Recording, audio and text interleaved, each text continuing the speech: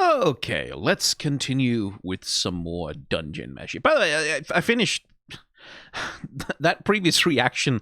I really was out of sorts and all over the place, and the reason why is because I was apparently recording it right as my ADHD meds was starting to wear off. So I was in that awkward transitional space where some of it was still working, but I was kind of falling off of it, and I was transitioning between, two modes of being, medicated and unmedicated. But now they've worn off completely, and I'm not affected by that anymore. So, unleash the yapping, I suppose. Possibly. Anyway, Dungeon Meshi, let's get back to that. And if you have not been along to one of these recording sessions before, here is how it works. I have the anime on screen there, but I can't show it to you. I can't play an entire episode of anime just, without suffering some consequences of that. So, instead, I have a little system whereby whatever dialogue is happening, you can see the subtitles will appear for you. There's a timer in the top left corner of the screen, which will tell you exactly where we are. And I have a delay on it that should match exactly the timing of the intro that you get when you're watching this thing on Netflix, because you're going to have your own copy, your own version of Dungeon Meshi, as my model all of a sudden freezes for some reason. Hang on, let me restart the camera tracker. You're going to have your own version of the episode, and you're going to follow along with me, and I'm going to give you countdowns. So before I start, I'll say 3, 2, 1, go.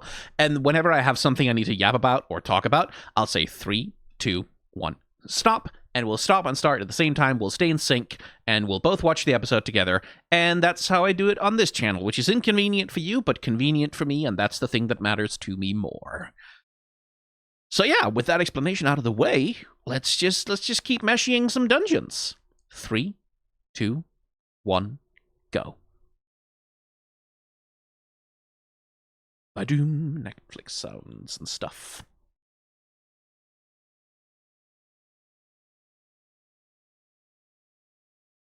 Dum dum dum dum. Da da da da da da da da da da da ba da da da da da ba ba dum bum ba dum ba bum ba da.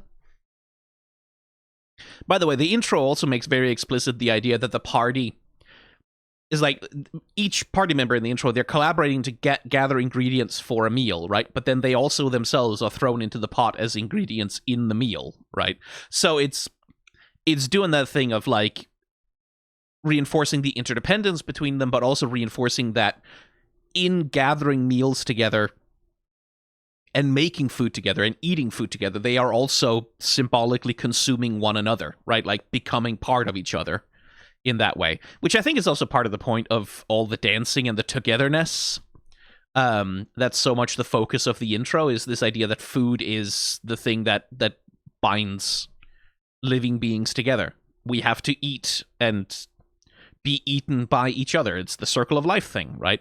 That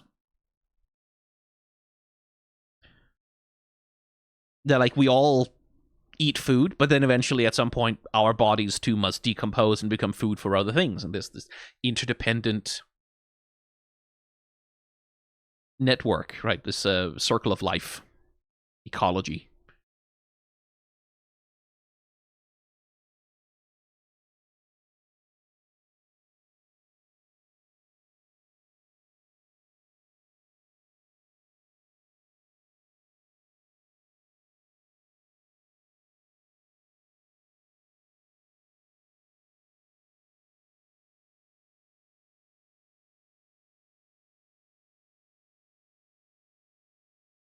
Oh.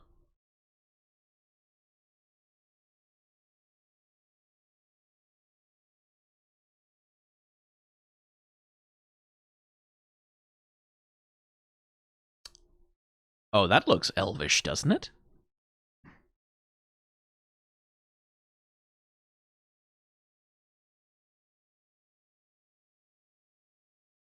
The fact that they're the elves of the West too is such a Tolkien thing.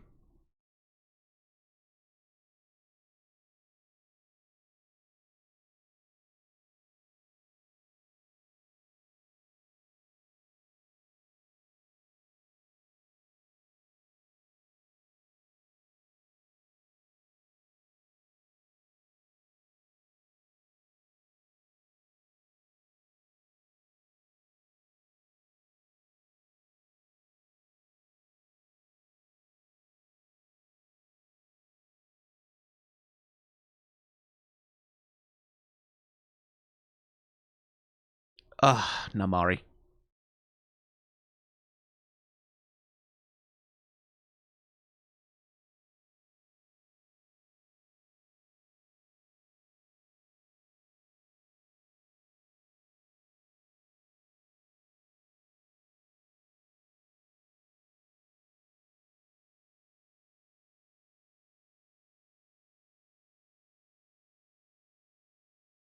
Time for politics.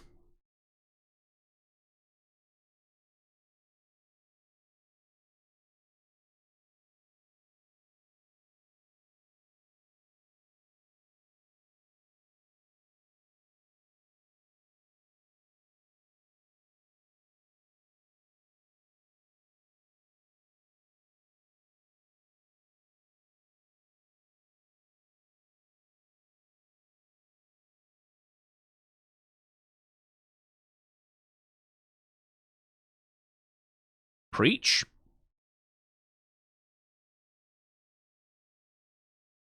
Character design.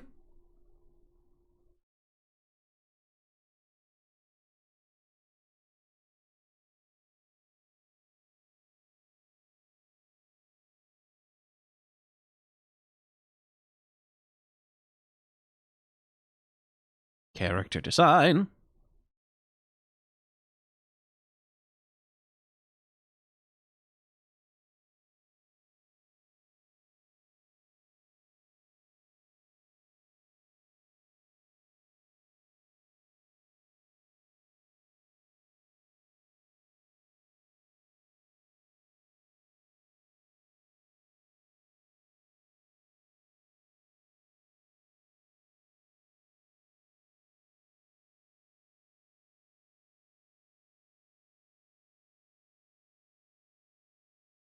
That's a tired man.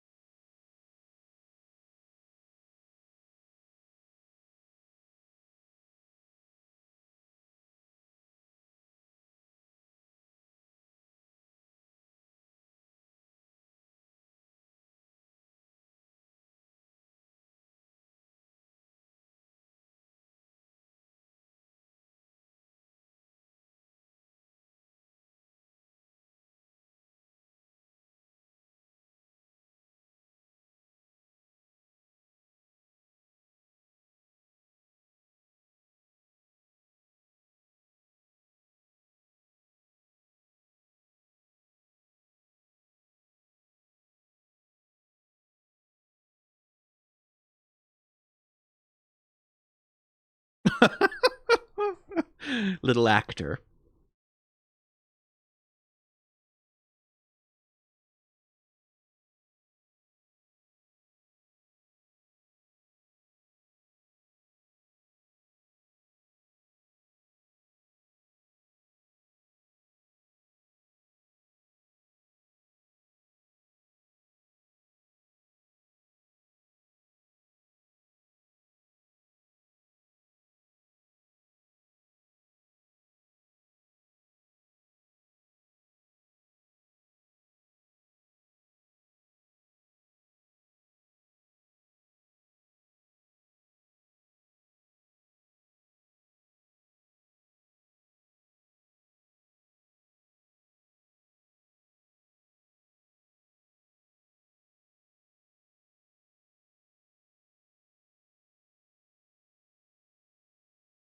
Clever boy.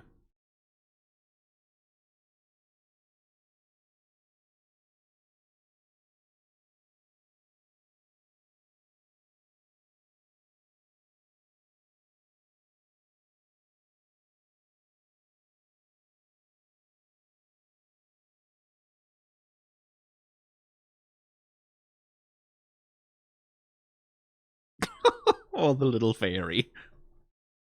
Interesting. Okay, 3, 2, 1, pause. Character design. Fucking character design. Oh, character design. Uh-oh, hang on. Boop. Need to clear some markers. There we go. Okay, let's get the introduction shot of the elves, cause...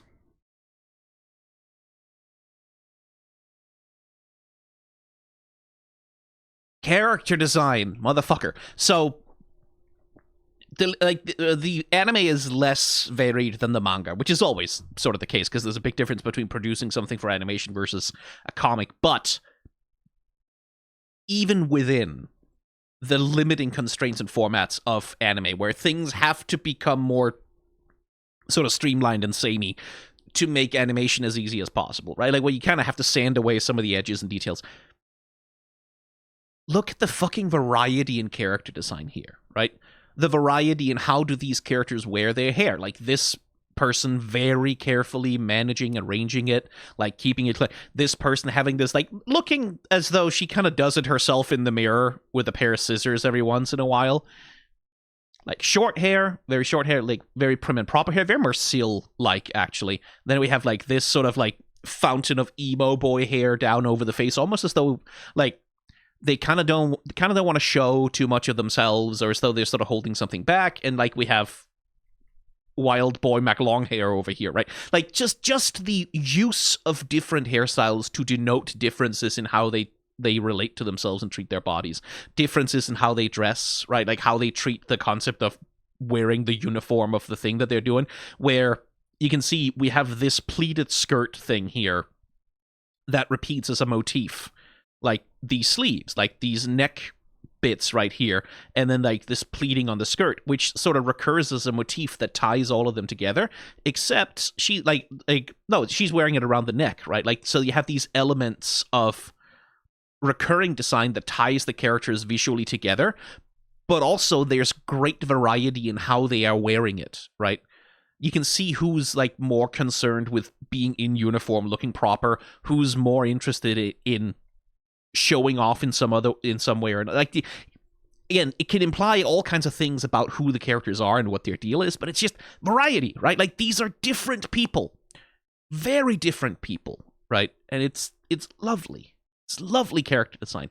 Physically different people. They have different body types. They have different postures. They have different ways that they relate to their physicality. Their eyes are different. That's another thing with Yuru Kukui. She's really fond of making lots of different interesting eyes, which is something that I very much appreciate about her art, is that she has a big focus that every single character should be identifiable from their eye shape alone. And you can track that, especially if you read the manga.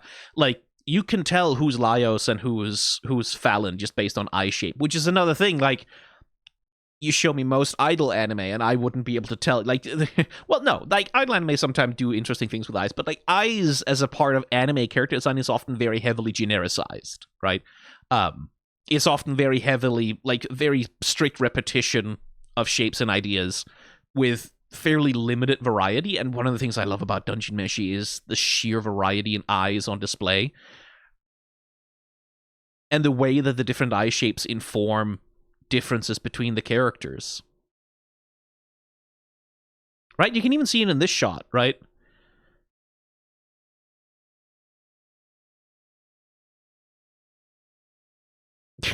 The Island Lord. He looks so tired. He just looks so exhausted. Like, they've kept him there for hours and hours and hours, and he has no stamina for this kind of thing.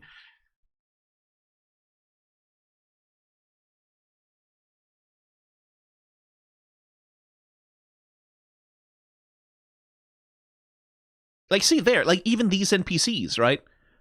They're all just background women, right? Like, these are not important characters, especially, but very distinct, very unique individual eye shapes, right? That instantly gives each of their faces different characters, which, lovely. Again, a lesser fantasy anime would have had much more generic characters for a shot like this. Character design, man. Ooh. 3, 2, 1, go.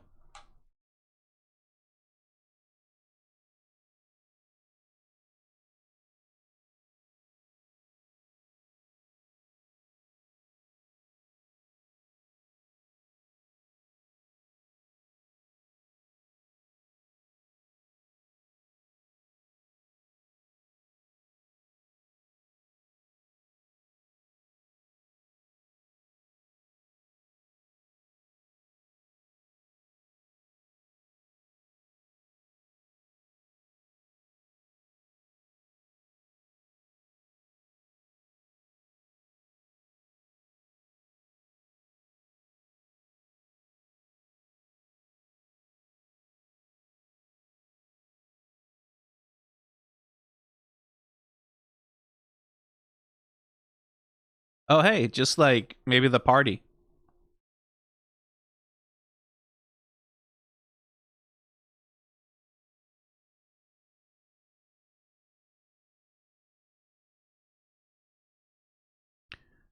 Oh, this anime makes me hungry.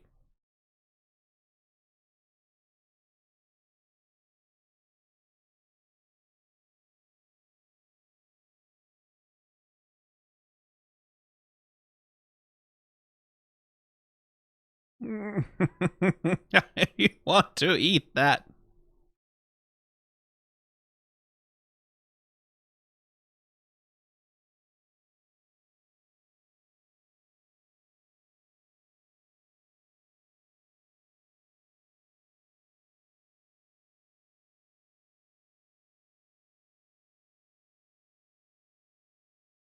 Oh, hey.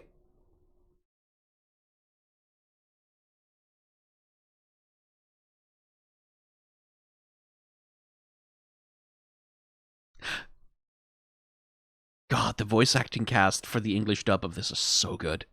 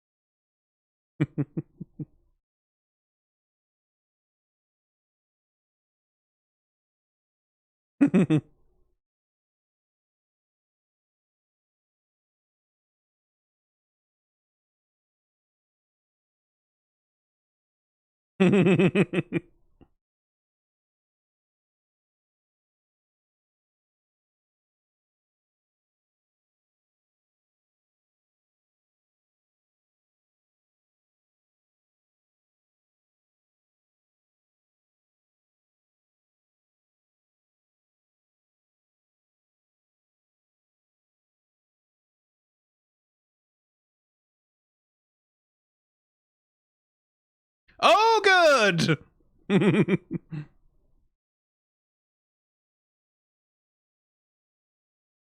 Ooh, fun with animation. Presumably that is not keyframed. They did that with effects.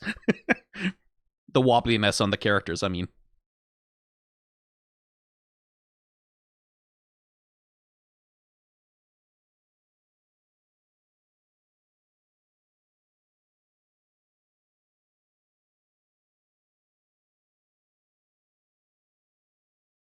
So is this like a painting world, I wonder? Throwing up.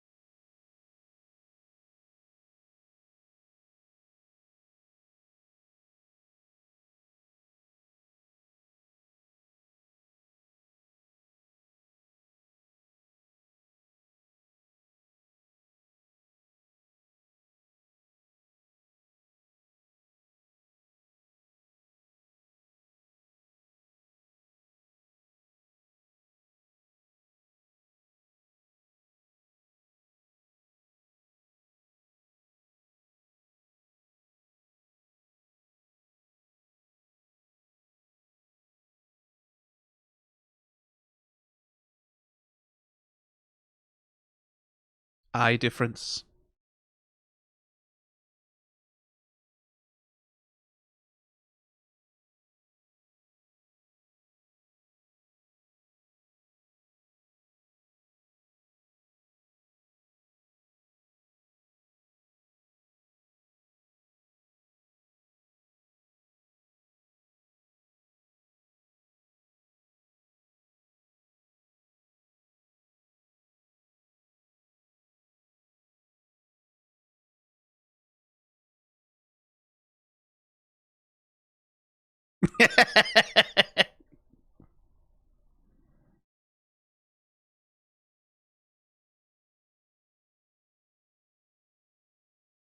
Oh, okay. Whew.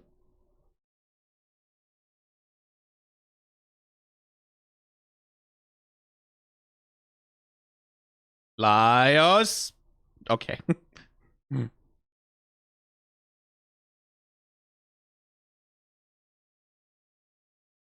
Yeah, can't show that on YouTube.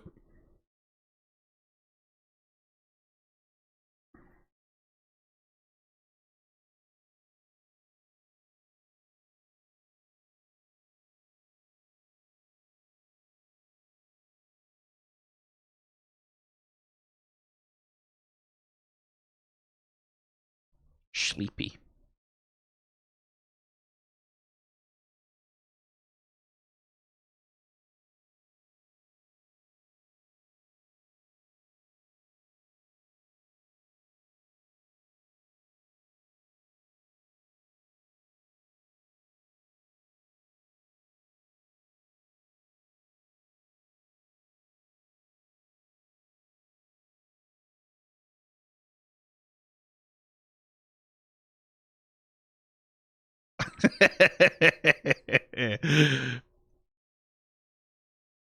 Old fashioned, huh?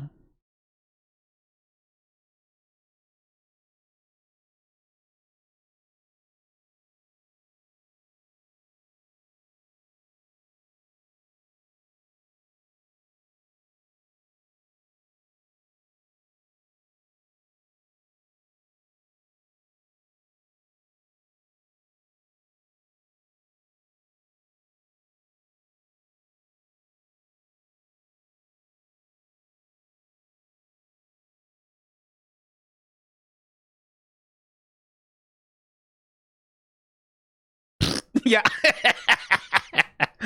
Oh, expressions. Oh no.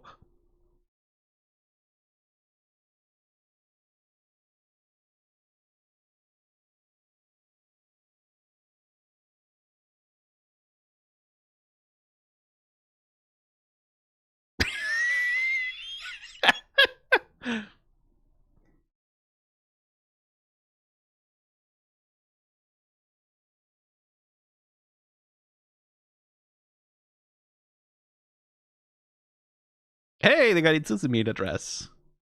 Look at that. Oh, that's a good animation. 3, 2, 1, pause. That just. I'm sorry. It's just a little gesture thing.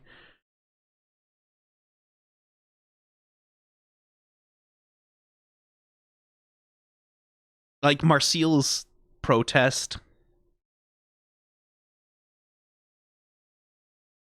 Like what a good bit of what a good bit of acting. Gesture work. Like that, like hands in front of your face, kind of. No, like that, a little like the shoulders up.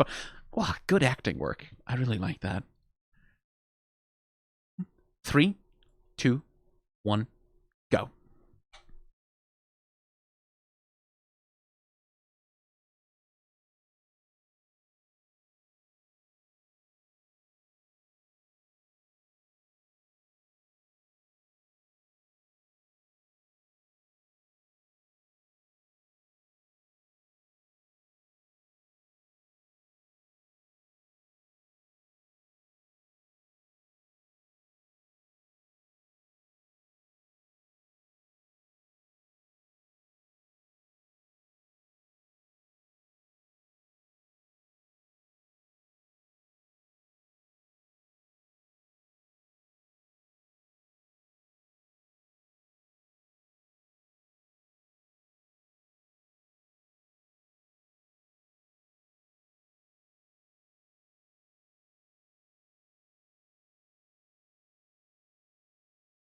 Does it occur to you that that might be the point of the place a little bit?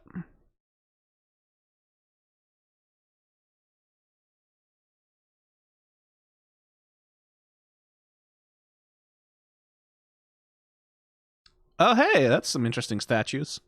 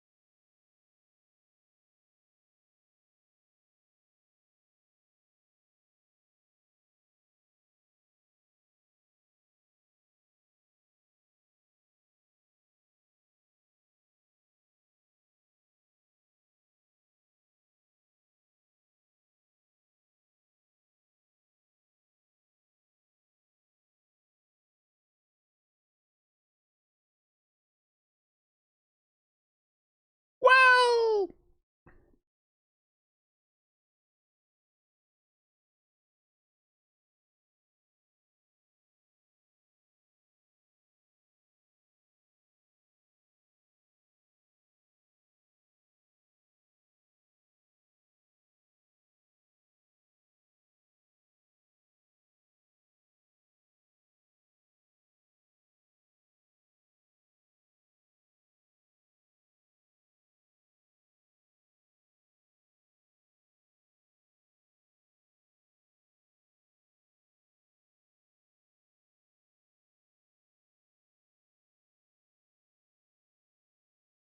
yeah, maybe don't tell them that.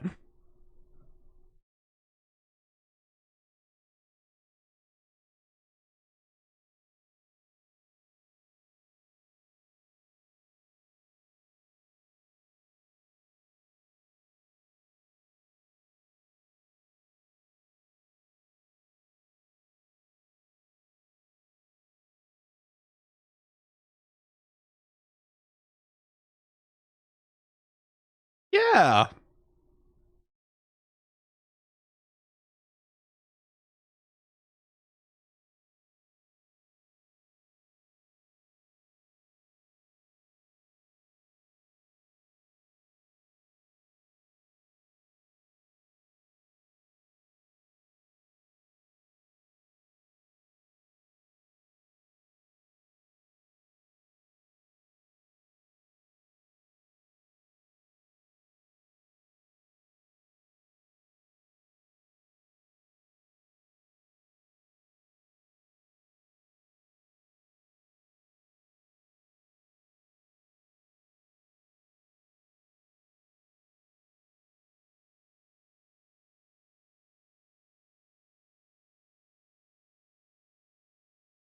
No, no, no, no, no, no. Oh no, someone's earnestly requesting something of him.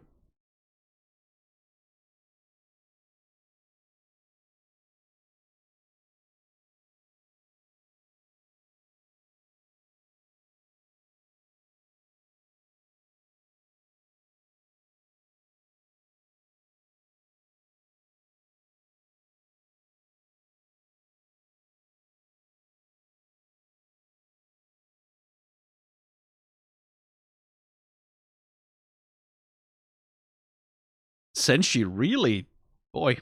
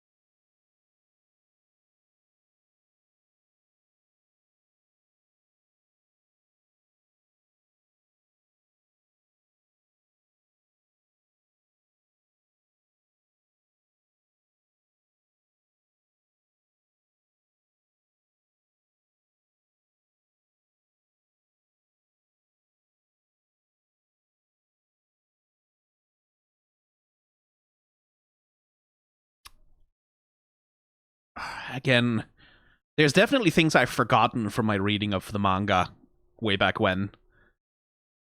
But there's a lot I remember, and because I don't have a clear memory of exactly the order in which things go, I'm trying to hold my tongue. Because if someone's watching my reaction thing, I don't want to spoil you on like what's going to happen in the next season or two of the thing. So I will say again, this right. This is another one of those things of like, what makes you a person, right? Like what makes you alive? What makes you human? Right? Like what does it mean to live? Is another one of the questions that Dungeon Meshi is sort of circling around. Is what does it mean to live, right? And one of the answers it comes up with, like, to live is to eat, right? Like to live is to consume the world and be consumed by it, right? Like that cycle is the nature of life. So why are they bothering doing maintenance? Why are they growing food? Why are they making alcohol? They don't need it, but they do, though. And Senshi sort of points that out. That's like, without those things, if you don't do any of that, if you don't do any of the things that are components of being alive as a person, after a certain time, you stop being alive as a person, right? Like you're not really alive as a person anymore.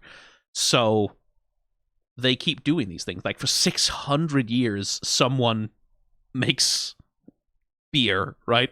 For 600 years, someone makes beer. Like for 100 years, they make wine because they kind of need it. Because elsewise, elsewise, what do you have left, right? Like, because we have certainly in fiction, you get this idea of the blessed immortal, right? Who lives thousands of years and has like very refined, like, and sort of, I have advanced beyond the need. Like, you sort of hear this in like some pop culture versions of Buddhism sort of go in this direction, right? Like with this ultimate asceticism where your spiritual enlightenment grants you freedom from all worldly wants, and you no longer need to eat or sleep or breathe or drink water or whatever. Like you've been freed from all of these things. Dungeon Meshi kind of goes the other way and says like you're not freed. Like these are not shackles to be freed from. These are the flavors of life, right? Like these are the things that make us alive, is that we go through life needing to do things to maintain it, right? And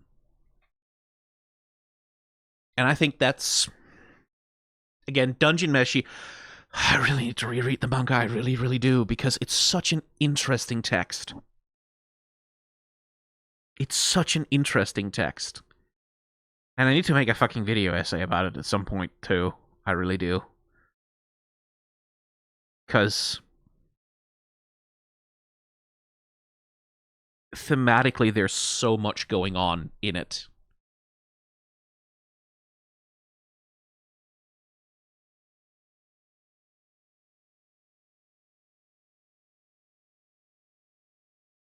And Senshi, by the way, he's less hairy than he is in the manga. Again, because putting more body hair in a character makes them more difficult to animate. But I've seen people make the observation that, like, well, some people have had the assumption that Ryuko Kui, because she likes to draw Senshi naked or in various positions, or like getting the upskirt shots and things like that, people have made the assumption that Ryuko Kui is personally attracted to Senshi, right? But she's stated multiple times in interviews that, like, no, actually, he's kind of inspired by this old man she lived next to for a while, like, who would go out half naked to do his laundry outside. And that was, like, she was sort of put off a little bit by seeing this, like, slightly fat, hairy man do his laundry outside half naked, right? Like, that's, according to her, that's part of where she drew her inspiration from. And so she didn't design Senshi this way because she's into Bara, right? Like, she didn't design Senshi this way because she's into that kind of man. But she did design him with a really, again, this is the thing, she's so fucking good at character design, with an eye for depicting his kind of body without caricature, right? With stylization, but without allowing her own personal distaste from it to dictate the gaze with which the artwork handles him, right? Such that his body is not othered by being depicted in a state of like unflattering exaggeration one way or the other, right? It's also not fetishized, right? Like it's also not like if you see bara art of various kinds, like there's bara art that sort of enjoys and expresses appreciation for male bodies in different layers and levels of muscularity. Like bear art, bar art, things like that. And there is a difference between the stuff that is specifically designed to sexualize a body, like this is, I think these things are horny and I want as much of them as possible because it makes me my funny parts tingly, right? Like there's a difference between art that's designed to do that versus art that's like, I really appreciate this thing aesthetically, right? Like I just want depictions of this, not necessarily fetishized versions of it. And I don't say fetishized derogatorily here, by the way. Porn is porn, right? Like there's nothing wrong with drawing stuff that's like sexualized or fetishized for porn. It's a matter of like where and when you do those things.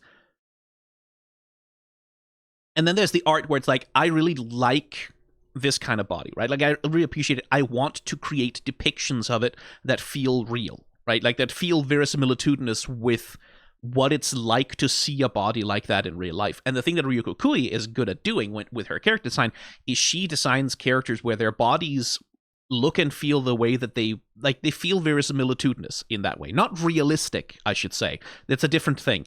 But they feel verisimilitudinous. They feel, when you see Senshi, it's like, oh yeah, that kind of body, that like squat sort of like power lifter bara with like the fat belly and like the biceps and like the strong barrel chest, like that's what it feels like to see that kind of body. So people who are into this kind of a body see the artwork of Senshi and go, oh shit, that's the kind of body I like to see. And it's being depicted without judgment, right? It's being depicted without either being treated as something ridiculous or something unattractive by the visual language of the thing that it's a part of. And so they sort of make the leap from that. Well, the only people who usually do that are people who are into it, right? Because otherwise, bodies that are not the beauty ideal have a tendency to be depicted through the lens of caricature, through the lens of othering, through the lens of, And one thing Ryuko Kui is good at is she doesn't take that othering lens. Like, she pays time and attention into, what does this kind of body look like? What does it feel like to see this kind of body? Let's try and capture that, right? Instead of being primarily concerned with, is it attractive? Does it look cool? Does it look good? Does it look handsome? Is it sexy? Instead of being concerned with that, she's concerned with, does this feel like what that kind of body feels like to see, right? And when you do that, even if you don't have any personal like appreciation for it, even if you aren't personally into that kind of body, into that kind of person, when you depict things just with that eye, that craftsman's eye towards verisimilitude. I know I'm using that word a lot. But when you do that, like the people who appreciate these things, who love these things, will catch on to that, right? And everyone who's not like into it will be able to get, again, not a neutral, because there's no such thing as neutrality or objectivity in art, but they'll be able to get a look at, oh, okay, this is what that kind of body looks like when it's depicted without that layer of stereotype or caricature over top of it. And that's when you can start to appreciate things that you maybe had not considered previously, right? Which is one of the things I like about her art, is that I've heard from a lot of people that it has like expanded their tastes in fictional characters in all kinds of different directions, not because the characters are depicted as like super hot sexy, but just because they're depicted as like, oh, okay, this is what that kind of body looks like. Again, as I said in the last one, no wonder people got gender about Isutsumi, because here's a female character who's depicted with a very androgynous body, right? Or rather, at least a body that's not hyper-feminized, right? And this is a cat girl in an anime who is not hyper-feminized, right? Like, who's not completely in that Kemono Mimi, like very cutesy, like anime girl with cat ears, just kind of like adorable hyper femme, maybe sexualized kind of vibe, but like again, that eye towards verisimilitude, right? Like that Izutsume is, what if a person was half cat, right? What if a person was half cat? What would that be like? How would that express itself in their physicality? And Izutsume's character design seems to be sort of trying to move towards that. Hang on, let me actually bring up the image so that we can fucking...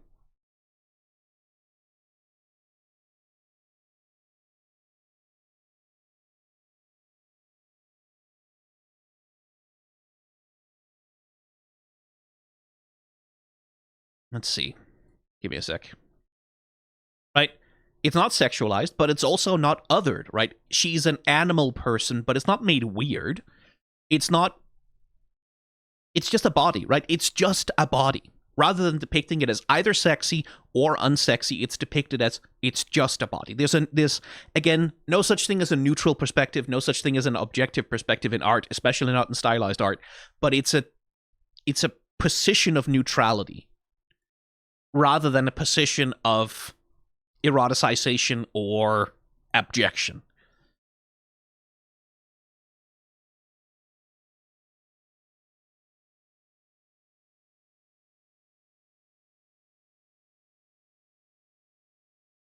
And I like that. Like that's part of what excites me about the character design here is it's not that Dungeon Meshi is like this radical break with all tradition, right? Like it uses the stylizations of anime, right? Like this is anime-inflected, manga-inflected art and manga-inflected art styles, right? That are being used to create these character designs fully, right?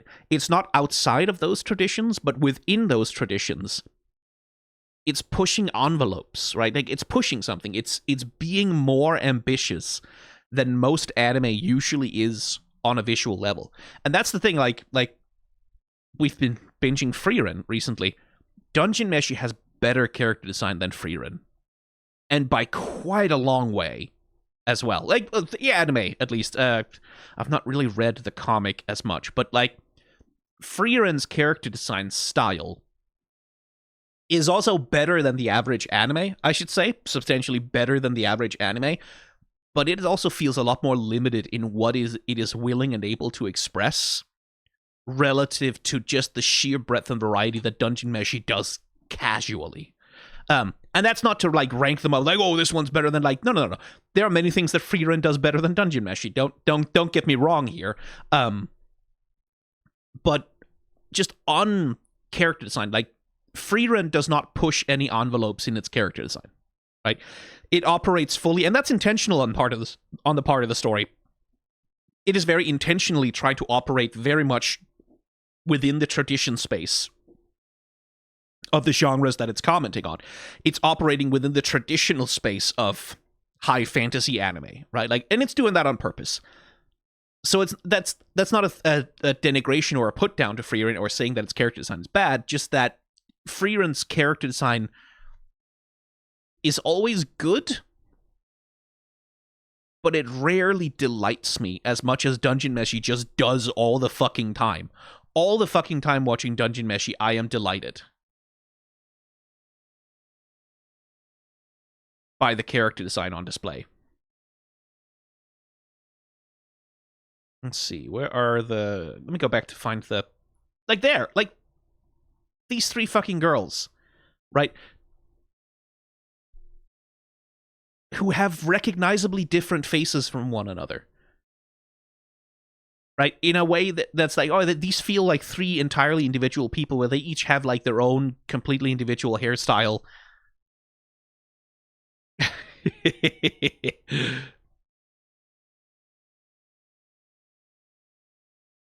Different eyes, different mouths between them, like different eyebrows, different eye shapes. Not as different noses as perhaps I would like, but like still, like just there's so many little delights in Dungeon Meshi when it comes to the way it handles its character design.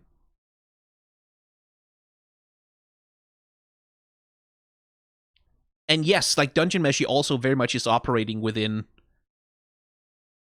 the strictures of traditional like fantasy anime, but like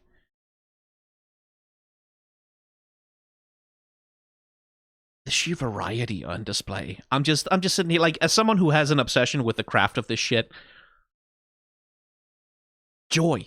It's just I love the character design of this fucking manga so much, this anime so much. It's so fun. It's just nice. It makes me happy, right? One of the things I will say that Freerun does a lot better than Dungeon Meshi is backgrounds. I gushed enough about that during the reaction series of Freerun, right? But that's where Dungeon Meshi sort of displays a little bit more of the generic generic fantasy interior style of design, where it's like you get these chairs, where it's like, how's that put together exactly? What kind of a structure? Well, it's not really. It's just like these walls over here, where it's like, yes, there's like a skirting wall here that's made of rocks, but this is a 3D model with a flat texture projected onto it. These are not rocks that are actually, like, you can see it here in the corner, right? Like, this is just a texture that's wrapping around the room.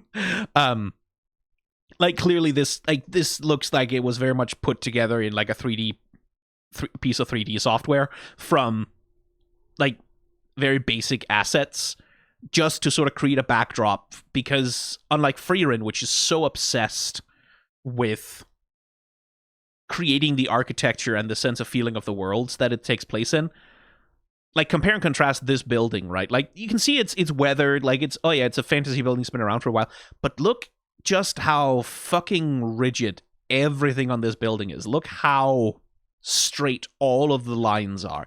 Every single line is drawn by a ruler, right? Like, drawn by a ruler, drawn to perfection, where Freerun had this environmental delight in creating, especially buildings, especially villages, especially like built environments that are so unique and special and so lived in a way that Dungeon Meshi just really can't match, right?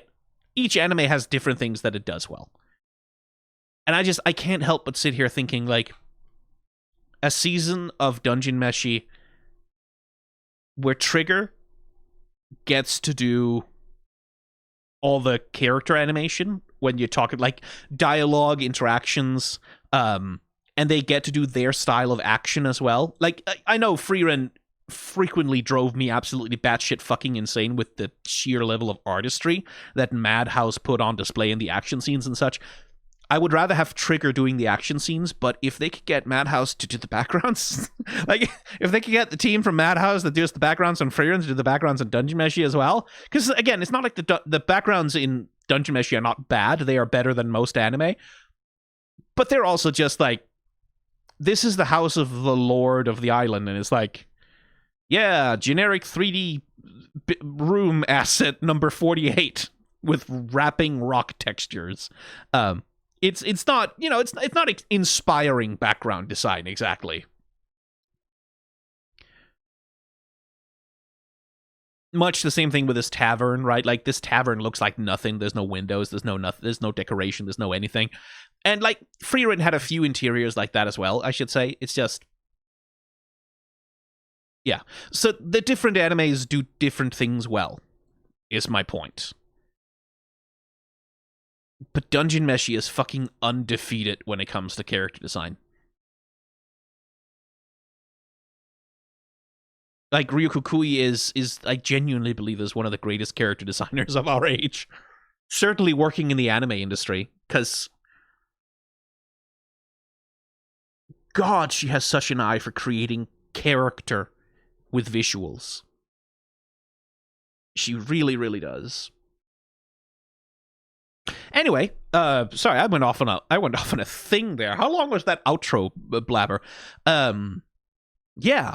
Become a member of, I keep forgetting to self-promote. Become a member of the channel if you want to. There's like, I didn't check for a while how many members were actually signed up to the channel, and now there's like 900 of you. So hey, you're seeing this early. And if you want to see it early too, person who's watching this when it's out of early access, you can become a member for like $1 a month, and then that'll get you the thing. You can have that. I've also recently added a tier because it's something I offer on my Patreon, and I figured I might as well offer it on YouTube as YouTube members as well. Which is, if you have a character design, you want me to give you feedback on it and talk about it, like in some way, shape, or form. There is a tier for that here on YouTube as well, that you can use for that, where you can do that once a month. I'll give you some feedback on a character design that you want feedback on. That's available. It's more expensive because I'm spending my time doing that, and sometimes I spend quite a bit of time doing it when I remember to do it. And if you pick up that tier, by the way, it's okay to ping me multiple times because I have ADHD and I see, oh, someone uploaded the character design for me to take a look and talk about. I'll put that on the list. I forget that it's on the list. I forget that it happened instantly. So please ping me multiple times if you do pick it up. That's completely okay. What was I doing? Right. Self-promotion. So, yes, that's there. Early access, Discord access, things like that. That's over there. You can use it if you want to. You don't have to. Check out the merchandise store if you want. You should do that. That might be fun for you. You might enjoy it. And other things as well. Okay, bye.